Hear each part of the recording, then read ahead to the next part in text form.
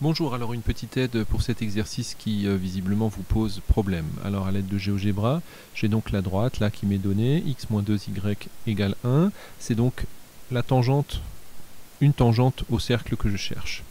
Et puis il faut mettre sur cette droite un point T qui a pour abscisse 3. Donc d'après le dessin, il a pour ordonnée 1. On vérifie sur l'équation. Si je fais 3 moins 2 fois 1, ça fait 3 moins 2, ça fait 1, ça marche. Donc le point T, il a bien pour coordonnées 3 et 1. Voilà. Donc maintenant je cherche des cercles qui sont tangents à cette droite en ce point-là.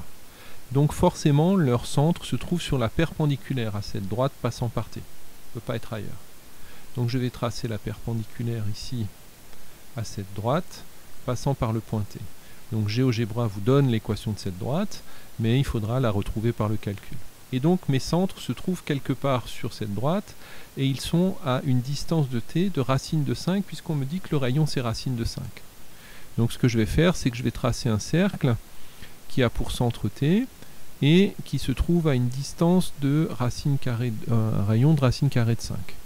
Et donc mes deux centres que je cherche ici sont là, c'est ce point-là et ce point-là. Je peux enlever ce cercle, il ne sert plus à rien. Alors si vous faites effacer, il enlève aussi les points A et B que vous avez trouvés, donc il faut juste le cacher. Et donc les deux cercles qui m'intéressent sont le cercle de centre A ici passant par T, vous voyez il est bien tangent à la droite de départ, et le cercle de centre B passant par T aussi. La question, donc bien sûr ici GeoGebra vous donne les équations des deux cercles que vous devez trouver, la question c'est comment est-ce que vous faites pour trouver les coordonnées de A et de B par le calcul et sans utiliser GeoGebra.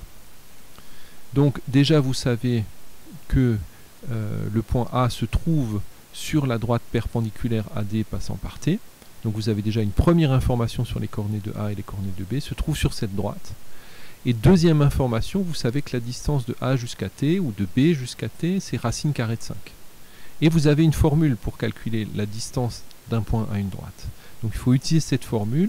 Utilisez le fait aussi que le point se trouve sur la droite, ici, perpendiculaire. Ça vous donne deux informations et vous cherchez deux inconnus, x, y, les coordonnées du point. Donc voilà, essayez de trouver ce système, de le résoudre pour trouver les coordonnées de A et de B.